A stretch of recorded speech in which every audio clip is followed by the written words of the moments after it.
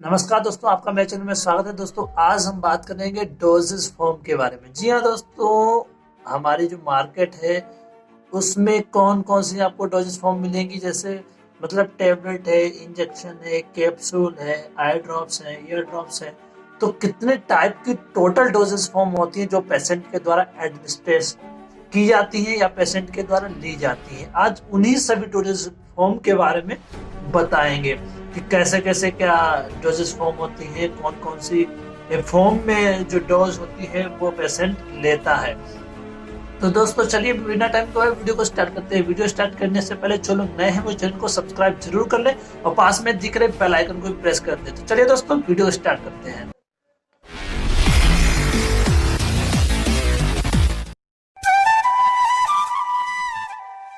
जी दोस्तों, तो क्या होता है कि अब पेशेंट है वो डिफरेंट टाइप की डोजेज में मेडिसिन जो है वो लेता है। जैसे हमारे स्प्रे फॉर्म में है, इनहेलेशन फॉर्म में है, और हमारे suppository, pessaries, tablet form, capsule form, injection form, ये बहुत सारी फॉर्म है। तो इसको मतलब किस हिसाब से आज हम उसका क्लासिफिकेशन देखेंगे, कैसे क्या किस बेस पे बांटा गया। तो जो मोस्टली डोजेस फॉर्म है उनको दो बेस पे बांटा गया है। पहला है जो फिजिकल फॉर्म पे बेस करता है, यानी कि based on physical form, based on physical form मतलब ये फिजिकली किस फॉर्म में है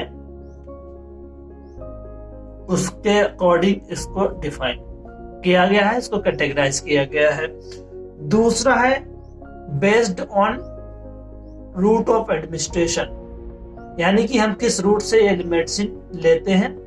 based on the route of administration, जो मेडिकामेंट है उसको हम किस रूट से लेंगे तो उस रूट के हिसाब से मेडिसिन को क्लासिफाई किया है। तो सबसे पहले हम बात करते हैं कि फिजिकल फॉर्म में मीन्स जो हमें फिजिकली जो दिखाई देगी मेडिसिन वो किस फॉर्म में होगी, तो उसके अकॉर्डिंग। तो इसमें हमारा जो फिजिकली में है, हमारा जो मेडिसिन है या डोजेस फॉर्म है उसको तीन भागों में बांटा गया है। पहला है सॉलिड, और दूसरा है सेमी सॉलिड, और जो तीसरा और लास्ट है लिक्विड। मीन्स ये हम मेडिसिन है जो तीन फॉर्म में लेते हैं। सॉलिड डोजेस फॉर्म पहला, दूसरा सेमी सॉलिड डोजेस फॉर्म, और तीसरा है लिक्विड डोजेस फॉर्म। अब जैसे हम एग्जांपल लेते हैं कि सॉलिड डोजेस फॉर्म कौन कौन सी होती है, उसमें हमारा आ जाता है capsule. Capsule semi doses form में आता है, और टैबलेट ये भी है क्योंकि ये सॉलिड फॉर्म में होती हैं।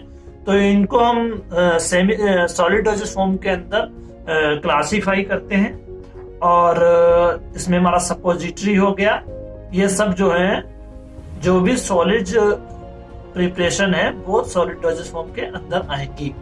दूसरा है सेमी सॉलिड, यानी कि ना तो वो लिक्विड होगा और ना तो वो पूरी तरीके से सॉलिड होगा, उसको हम बोलेंगे सेमी सॉलिड। यानी कि लिक्विड और सॉलिड को मिला के जो बनता है बीच की फॉर्म है वो है सेमी सॉलिड। सेमी सॉलिड में अगर हम एग्जांपल की बात करें कि क्या सेमी सॉलिड में होता है, तो हमारा जैसे ऑइंटमेंट, आपने देखा होगा डिफरेंट टाइप के ऑइंटमेंट, एंटी फंगल ऑइंटमेंट वगैरह आते हैं जो हमारे मेडिसिन रखती है, जैसे उसमें एंटी फंगल प्रॉपर्टीज होती है, एंटीबायोटिक प्रॉपर्टीज होती हैं, तो वो ऑइंटमेंट्स। और दूसरा है हमारा क्रीम।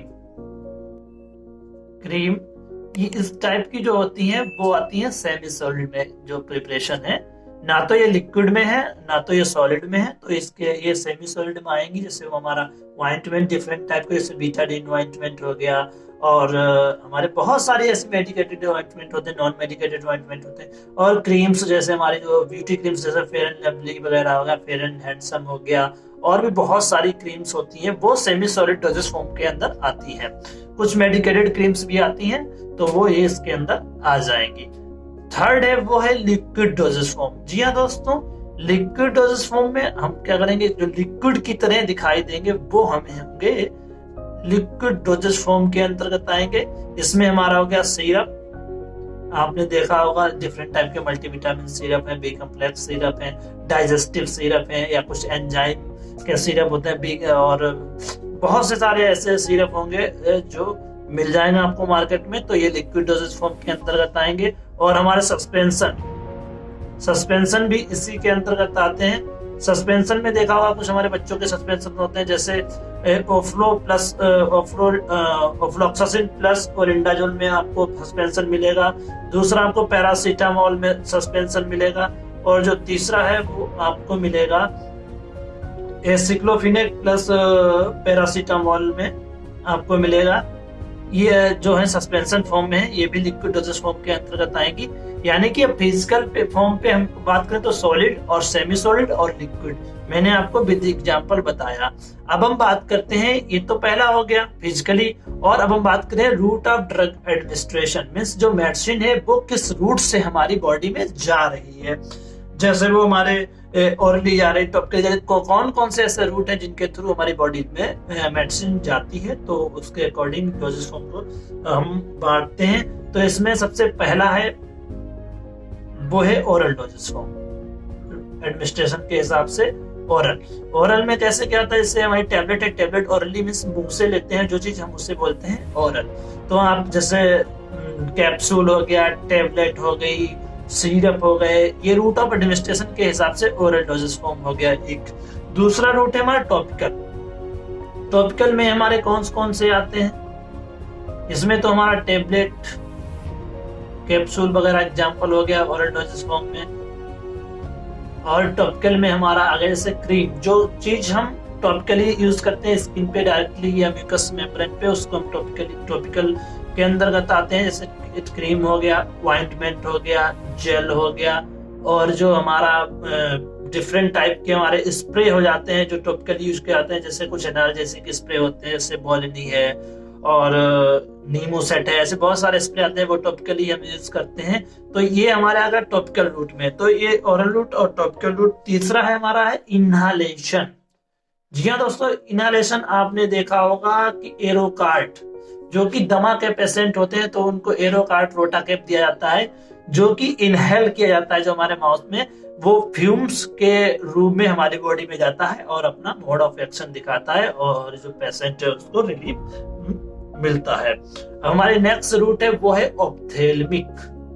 ऑप्थेल्मिक जो वर्ड है वो आया है हमारे आंख से। जी हाँ दोस्तों, ऑप्थेल्मिक प्रिपरेशन जैसे हमारे डिफरेंट टाइप के आई ड्रॉप्स वगैरह होते हैं, आई ड्रॉप्स हैं, और क्रीम्स वगैरह ऑइंटमेंट होते हैं जो आई में यूज किए जाते हैं, मींस आंख की जो डिफरेंट टाइप की कंडीशन है उनको सॉल्व करने के लिए यूज करते हैं। कुछ ऑप्थेल्मिक प्रिपरेशन है तो वो एक हो गया जैसे हमारा आई ड्रॉप्स, एग्जांपल हो गया ऑप्थेल्मिक प्रिपरेशन के, मींस आंख में यूज करने के लिए।